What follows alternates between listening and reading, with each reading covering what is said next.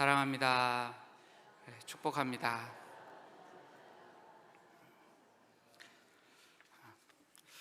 오늘은 총회 지정 북한 선교 주일입니다.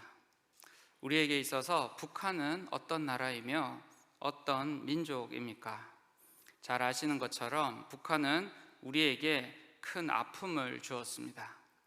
지난 6.25 전쟁은 우리 민족에게 엄청난 큰 상처를 주었습니다. 국방부 군사 편찬 연구소에 따르면 전쟁 기간 중에 한국군은 약 13만 8천 명, 그리고 유엔군은 4만 명, 그래서 모두 18만 가량의 군인이 전사하였습니다. 부상자는 한국군과 유엔군 합쳐서 모두 55만 명이 넘고 실종자와 포로의 숫자는 4만 명이 넘습니다. 이것은 군인들에 대한 피해이고요. 일반 사람들에 대한 것을 자세히 보니까 전쟁 중에 죽거나 학살당한 사람이 37만이 넘고 납치되거나 행방불명된 사람은 38만 명, 그리고 부상당한 사람은 23만 명입니다. 모두 합쳐보면 100만 명이 넘는 사람들이 직접적인 피해를 당했습니다. 그런데 이것은 남한의 자료입니다.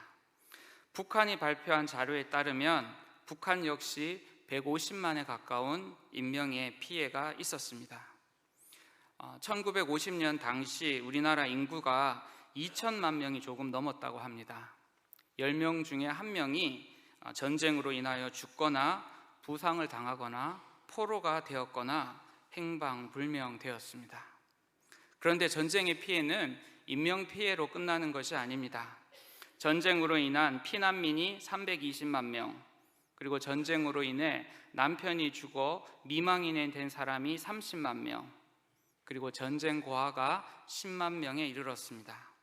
이산 가족은 2천만 가운데 1,000만 명이 넘는 숫자였습니다. 인명피해가 이러했고요. 이 전쟁으로 인한 남북한은 모두 산업시설이 파괴되면서 경제적인 손실은 이루 말할 수 없이 컸습니다. 이 전쟁으로 인하여 우리나라는 당시에 가장 가난한 나라가 되고 말았습니다. 피해가 여기에서 끝나는 것이 아닙니다. 우리 마음에도 전쟁으로 인한 마음의 상처가 남았습니다. 같은 민족이 서로를 그렇게 죽이고 학대를 했으니 그 상처가 얼마나 크겠습니까? 그 상처를 지금도 고스란히 갖고 있지 않습니까? 전쟁을 직접 겪으신 어르신들은 지금도 북한을 공산당 그리고 빨갱이라고 하면서 몸서리를 칩니다. 그것을 정치적으로 악용하는 일부 정치인들도 있지만 직접 전쟁을 거둔 우리 부모님 세대들의 신경이 어떠한지를 우리는 간접적으로나마 이해할 수 있습니다. 지금도 이산 가족은 고향과 헤어진 가족에 대한 그리움으로 아파하고 있습니다.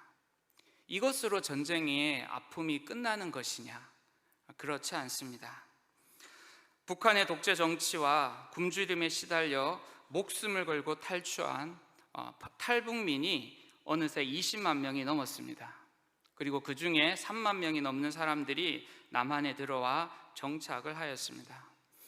탈북민들 대부분은 중국에 살고 있는데 그곳에서 노예처럼 대우받으며 하루하루 험난한 삶을 살아가고 있습니다. 우리나라에 정착했다고 해서 그들이 행복하느냐 하면 우리나라에 있는 탈북자들 역시 많은 차이와 편견으로 인하여 정착에 힘들어하고 있습니다. 그런데 전쟁의 피해는 이것으로 그치지 않습니다. 우리나라는 매년 엄청난 국방비를 책정하고 있고 우리의 아들들이 의무적으로 입대를 해서 전쟁 시에는 유사 시에는 서로에게 손칼을 겨눌 수밖에 없는 상황이 되었습니다. 북한은 핵무기 개발에 열을 올리면서 한반도의 긴장은 그 어느 때보다 심화되어져 있습니다. 북한과 미국, 중국, 러시아와 일본이 자국의 이익을 위하여 서로 날카롭게 예리하게 부딪히면서 지금 한반도는 과거 어느 때보다 불안하고 긴장감이 높아지고 있습니다. 이 모든 것이 전쟁의 피해이고 결과입니다. 이 피해를 끝나려면 하루속히 통일이 되어야 할 것입니다. 여러분들도 정말 통일이 필요하다고 생각하십니까? 언제부턴가 우리의 소원은 통일이라는 노래를 듣기 힘들어진 것 같습니다. 많은 사람들 생각 가운데 통일은 우리와는 관계없는 한 발짝 물러선 것으로 생각하고 있는 시대를 우리가 살아가고 있는 것 같습니다. 지금 시대는 무엇보다 자기 자신이 소중한 시대입니다. 하나님의 말씀에 아무리 하라고 해도 자신에게 손해가 된다면 단호하게 거부하는 시대가 되었습니다. 하나님의 말씀에 아무리 하지 말라고 해도 자신에게 이익이 된다면 머뭇거리지 않는 시대가 되었습니다. 통일 역시 자신의 이익에 부합한다면 통일에 대한 소리를 높이지만 그 통일이 자신에게 손해가 된다면 전혀 관심을 기울이지 않는 시대를 오늘 우리가 살아가고 있습니다. 이런 시대 속에서 오늘 우리는 북한 선교주일 예배를 드리고 있습니다. 우리가 진정 북한과 통일을 해야 하는 이유가 무엇일까요? 과연 우리는 어떤 믿음과 어떤 자세로 북한을 이해하고 또 통일을 준비해야 할까요? 우리에게는 예수님께서 주신 지극히 높은 명령이 있습니다. 우리 마태복음 28장 18절에서 20절 말씀을 함께 읽겠습니다. 예수께서 나와 말씀하여 이르시되 하늘과 땅의 모든 권세를 내게 주셨으니 그러므로 너희는 가서 모든 민족을 제자로 삼아 아버지와 아들과 성령의 이름으로 세례를 베풀고 내가 너희에게 분부한 모든 것을 가르쳐 지키게 하라. 볼지어다 내가 세상 끝날까지 너희와 항상 함께 있으리라 하시니라.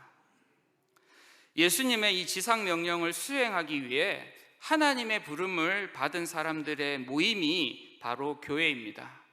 교회는 이 교회의 전체성에 대하여 분명히 고백할 수 있어야 합니다. 교회는 결코 그 교회의 정체성을 흔들리지 말아야 합니다. 교회의 부흥도 중요합니다. 교회의 성장도 중요합니다. 하지만 교회의 정체성은 모든 믿는 자들에게 구원을 주시는 하나님의 능력인 복음을 전하는 것입니다. 우리 사도행전 1장 8절 말씀을 함께 읽겠습니다. 오직 성령이 너희에게 임하시면 너희가 권능을 받고 예루살렘과 온 유대와 사마리아와 땅끝까지 이르러 내 증인이 되리라 하시니라. 우리는 예수님의 지상 명령을 수행하기 위해 교회의 정체성을 분명하고 확실하고 그리고 담대하게 선포할 수 있어야 합니다. 우리는 하나님의 부르심을 받아 이 교회에 모이기를 힘써야 합니다.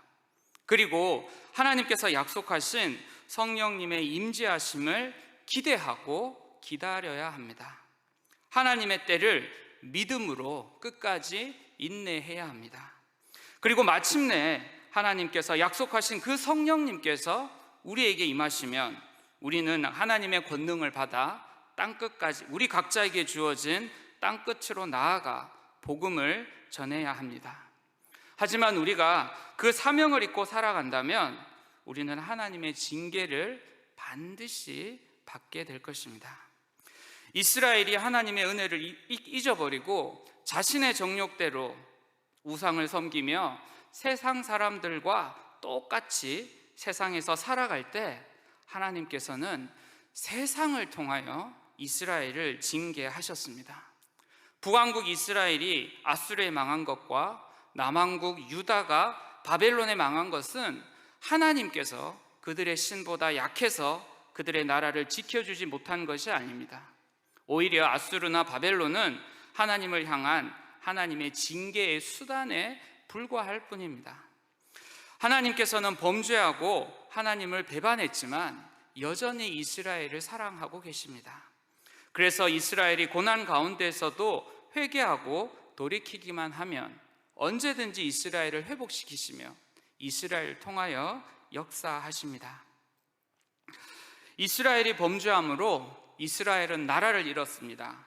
그리고 민족이 흩어지는 아픔을 겪어야 했습니다. 이스라엘에게 주어진 사명을 감당하지 못할 때 하나님께서는 반드시 이스라엘을 그렇게 징계하셨습니다. 아간 한 사람이 범죄함으로 말미암아 이스라엘 전체, 민족 전체가 패배의 아픔을 경험해야 했습니다. 요나 한 사람의 불순종으로 인해서 많은 사람들이 풍랑을 겪어야만 했습니다. 사명을 받은 사람이 그 사명을 제대로 감당하지 못할 때 하나님은 반드시 그 사람과 더불어 그와 함께한 공동체를 징계하십니다. 하지만 엘리야 한 사람으로 인하여 이스라엘의 가뭄이 해결되었고, 또 바울 한 사람으로 인해 그와 함께 배에 탔던 많은 사람들이 구원받았음을 우리는 성경을 통하여 분명히 알고 있습니다. 북한은 확실히 우리에게 가장 큰 아픔을 준 민족이며 나라입니다. 그럼에도 불구하고 북한은 우리의 민족이며 우리가 품어야 할 선교 대상입니다. 교회는 이것을 분명히 인식해야 합니다. 교회가 교회로서 바로 서게 될 때 그 나라, 그 민족도 비로소 하나님 앞에서 바로 설 수 있음을 우리는 분명하게 고백해야 합니다. 그런 의미에서 우리 한국교회의 책임은 너무나 막중합니다. 사실 남북의 분단의 책임을 정치적으로만 본다면 여러 가지 원인을 따져볼 수 있을 것입니다. 하지만 신앙적 관점에서 보면 교회도 결코 남북 분단의 책임에서 자유로울 수가 없음을 우리는 분명히 인식하고 고백하고 회개해야 할 것입니다. 1938년 9월 10일 장로회 27회 총회가 평양에서 열렸습니다.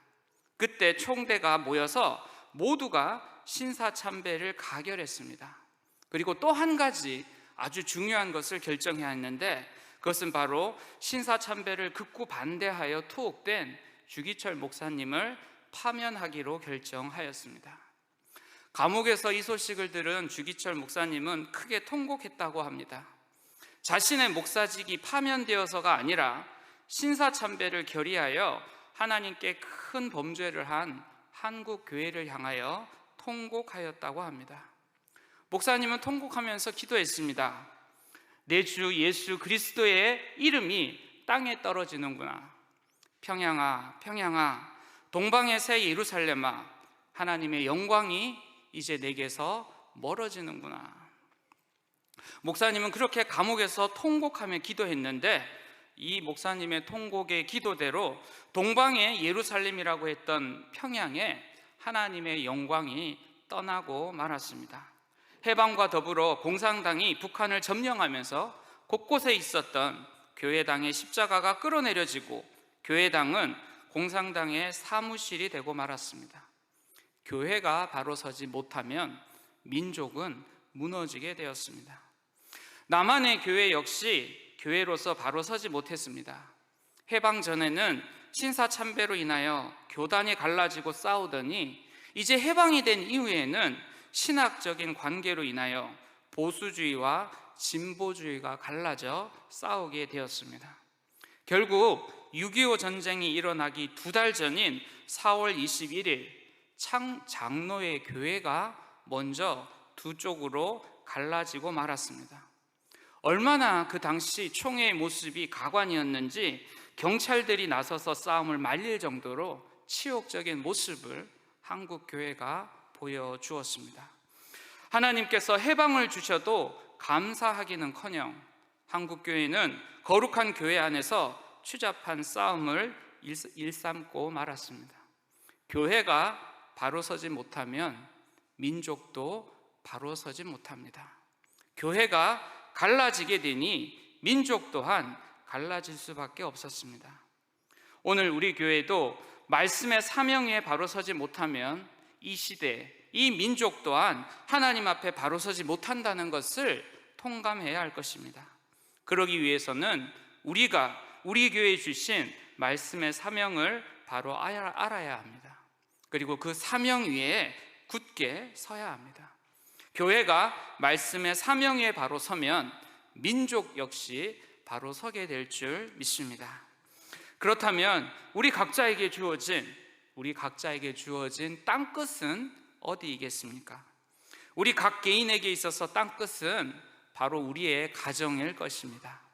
그리고 이 시대 우리 민족을 향한 땅끝은 바로 북한일 것입니다.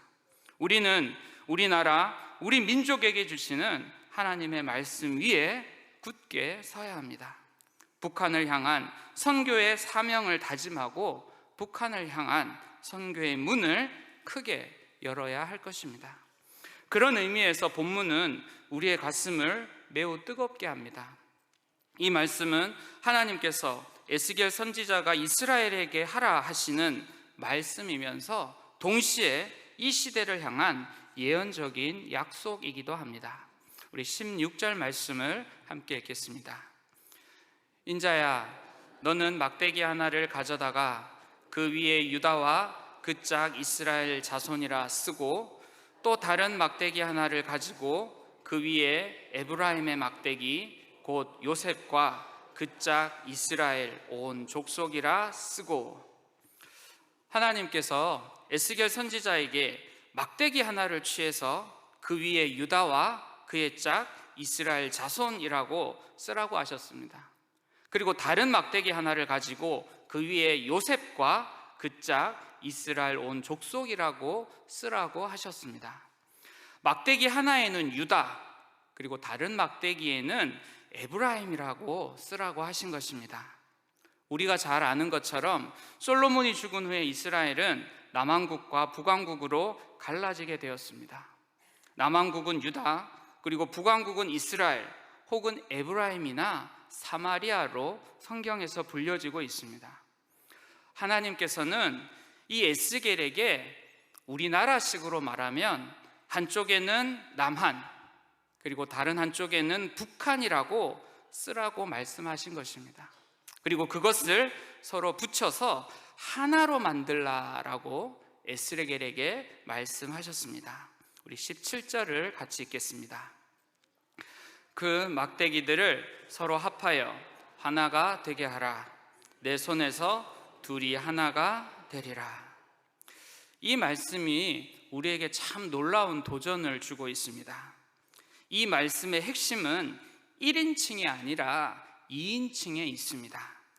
즉 하나님인 내 손에서 그 둘이 하나가 되겠다, 이렇게 이야기하는 것이 아니라 2인칭, 바로 너의 손에서 이 둘이 하나가 되게 하겠다라고 약속하신 것입니다.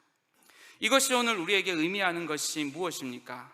정말 에스겔의 손에서 남과 북이 하나가 될 수 있겠습니까?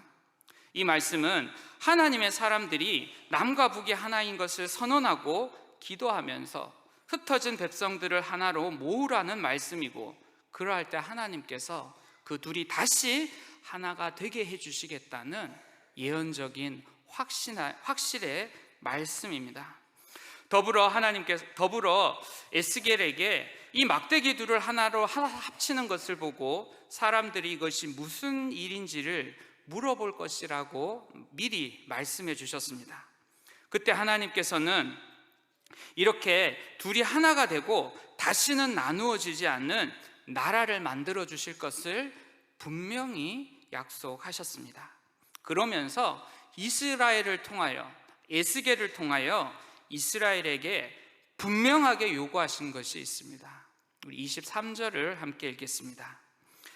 그들이 그 우상들과 가증한 물건과 그 모든 죄악으로 더 이상 자신들을 더럽히지 아니하리라. 내가 그들을 그 범죄한 모든 처소에서 구원하여 정결하게 한즉 그들은 내 백성이 되고 나는 그들의 하나님이 되리라. 원어 성경에 보면 아주 중요한 한 단어가 빠져 있는데 다시라는 단어가 빠져 있습니다. 그들은 다시 내 백성이 되고 나는 다시 그들의 하나님이 되리라. 죄로 인하여 하나님의 영광이 떠나서 남과 북이 갈라졌지만 이제 하나님께서 다시 너의 손으로 하나가 되게 하면 내가 다시 그들을 한 민족 하나가 되게 하고 내가 다시 그들의 하나님이 되겠다 약속하셨습니다. 그러면서 하나님이 우리에게, 이스라엘에게 요구하신 것은 너희 가운데 우상들을 제하고 모든 제약으로 더 이상 너희 자신을 더럽히지 말라는 것입니다. 하나님께서는 철저한 회개를 우리에게 요구하고 있습니다. 회개와 개혁과 변화를 하나님은 요구하고 계십니다. 그렇게 되면 우리는 다시 하나님의 백성이 될 것이며 하나님은 다시 우리의 하나님이 되어 주실 것이라 하나님의 분명한 약속입니다. 정치도 그리고 강력한 군사력으로 결코 풀지 못하는 이 남북 분단의 매듭을 푸실 수 있는 분은 오직 하나님밖에 없음을 우리는 고백합니다. 그러므로 우리 한국교회는 하나님 앞에 민족의 죄를 대신 지고 철저하게 회개해야 할 것입니다. 그리고 더욱 바르게 설 수 있도록 노력해야 할 것입니다. 우리와 함께 분단 국가였지만 통일을 이룬 독일이 아주 좋은 예입니다. 1990년 분단 45년째가 되는 해 서독과 동독은 돌로 갈라놓은 베를린 장벽을 무너뜨리고 통일을 하였습니다. 많은 역사학자들, 많은 사회학자들이 한 목소리로 이야기하는 것은 이 통일의 주도적인 역할을 한 것은 정치인도 아니고 기업인도 아니고 독일 교회다라고 이야기를 합니다. 동서독의 독일 교회는 분단 후 계속해서 하나의 민족, 하나의 교회에 대한 비전과 소망을 제시하였습니다. 실제로 동서독 전체를 아우르는 한 교단, 단일 교단을 구성하였으며 무엇보다도 2차 세계대전을 일으킨 나치에 대하여 항거하지 못하고 침묵했던, 오히려 동조했던 독일 교회를 하나님 앞에 먼저 회개하였습니다. 그리고 지금까지 분단의 고통으로 인한 그 모든 것이 교회의 잘못임을 철저하게 고백하였습니다. 이러한 독일 통일에 대하여 독일 사람들은 물론 독일 통일을 연구하는 모든 사람들은 교회의 역할이 가장 중요했다고 이야기를 합니다. 독일 통일의 기초는 바로 교회가 먼저 쌓아놓았던 것입니다. 하나님 앞에서 민족과 교회의 죄를 끌어안고 회개하면서 교회가 먼저 하나 되었을 때, 하나의 민족임을 선포하였을 때, 그리고 그렇게 기도하고 노력하였을 때 마침내 하나님께서는 독일의 통일을 허락하셨다라는 것입니다. 물론 우리와 독일의 상황은 다릅니다. 훨씬 더 복잡하고 또 많은 것들이 엉켜 있어서 그것을 푸는 것은 결코 쉽지 않습니다.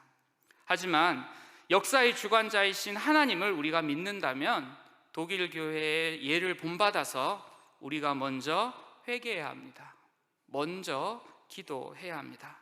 무엇보다 이 남북 분단의 책임이 교회에 있음을 철저하게 회개하고 이 민족의 죄를 가슴으로 끌어안고 하나님의 은혜를 교회가 먼저 구해야 할 것입니다. 우리부터 개혁해야 하고 통일을 위해서 교회가 먼저 하나님의 말씀 위에 바로 서야 합니다. 북한을 선교 대상으로 품고 북한을 위하여 기도하는 것을 멈추지 말아야 할 것입니다. 이미 북한이라고 하는 견고했던 성벽은 금이 가고 곳곳이 무너지고 있습니다. 이제 그 무너지고 갈라진 틈에 먹을 것을 넣어줘야 되고 복음을 넣어주어야 할 때입니다. 이미 북한을 향한 하나님의 역사는 진행되어져 가고 있습니다. 안타깝게도 하나님의 영광은 이미 평양을 떠났지만 그곳에도 여전히 하나님의 부르심을 받은 사람들의 모임, 즉 교회는 건재해 있습니다. 얼마 전에 북한의 지하교회 성도가 한국 교회를 위해서 기도하고 있는 영상을 보았습니다. 북한 교회에 있는 성도니까 북한의 체제가 무너지게 해달라고 자신들의 생명을 위해서 기도할 것 같은데 그 북한의 교회가 남한의 교회를 위하여 기도하고 있었습니다. 북한의 성도들도 하나님 앞에서 회개하며 민족을 위해 그리고 남한의 교회를 위하여 기도하고 있었습니다. 만약 남과 북이 서로를 위해 기도할 때 통일이 이루어진다고 한다면 지금 북한은 기도하고 있는데 왜 지금 통일이 이루어지지 않는 걸까요? 그것은 바로 남한이 그리고 우리가 기도하지 않기 때문이지 않을까 한번 생각해 보게 됩니다. 우리가 통일을 바라지 않고 우리가 기도하지 않고 우리가 우리 민족에 주신 사명을 외면하고 있을 때 하나님의 역사는 지연됩니다. 연기되고 있습니다. 하나님께서는 그것을 안타까움으로 여기시며 이 나라, 이 민족, 아니 기도하지 않는 한국교회를 애처롭게 바라보고 계실 것입니다. 남과 북의 교회가 한국교회가 사명에 충실하지 못한 죄를 철저히 회개하고 이 나라, 이 민족을 위하여 하나님의 긍휼을 구할 때, 통일을 위해 하나 된 노력을 하게 될 때 하나님은 그것을 통하여 우리 손에서 갈라진 두 개가 하나가 되게 해 주실 줄 믿습니다. 그렇게 할 때 하나님께서 이 민족을 향하여 크신 역사를 이루어 주실 것입니다. 이 땅 위에 휴전선이 사라지게 될 것이며 남과 북이 서로를 합하여 하나가 되어질 것입니다. 남과 북이 기도하는 손을 통하여 둘이 하나가 될 것입니다. 성도 여러분, 우리의 소원은 통일이 되어야 합니다. 내 자신의 이해라든가 내 자신의 상식을 넘어서 먼저 우리 민족에게 주신 사명임을 깨닫고 우리가 통일을 위하여 먼저 기도하고 우리가 통일을 위하여 먼저 회개해야 할 것입니다. 통일이 우리 민족에게 주신 하나님의 사명임을 깨닫고 그 위에 굳게 서게 될 게 하나님께서는 바로 우리의 손을 통하여 둘이 하나가 되게 하여 주실 것입니다. 이 믿음이 결국은 남과 북을 하나로 하게 하여 주실 줄 믿습니다. 이 믿음으로 북한을 바라볼 수 있는 우리 성도님 되시기를 원합니다. 북한을 향한 우리의 기도와 우리의 사명이 온전히 이루어질 때 하나님께서는 기도하는 우리 교회의 손을 통하여 이 민족을 다시 하나가 되게 하여 주실 것입니다. 이 믿음이 더욱 견고해질 수 있는 우리 마산 동부교회와 모든 권속들 되시기를 주님의 이름으로 축복합니다. 기도하겠습니다.